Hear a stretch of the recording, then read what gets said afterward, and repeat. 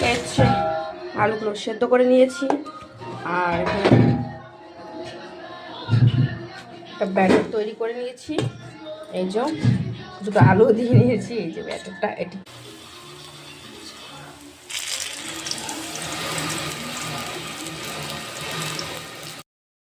এই আলুগুলো ভাজা হয়ে গেল, কমপ্লিট। এখন আরও কিছু বাকি আছে, ভাজছি। এই যে কড়াইতে এখন আমি তেল দিয়ে দিয়েছি, এবার তৈরি হবে। পেঁয়াজ কুচি পড়বে,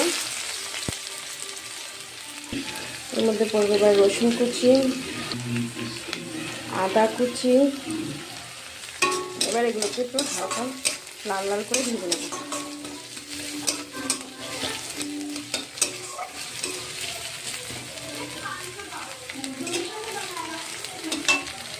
সামান্য একটুখানি নুন দেবো।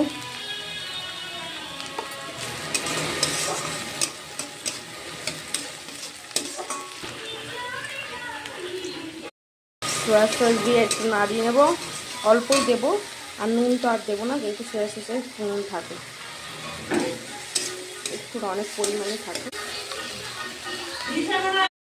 সব দিয়ে দিলাম।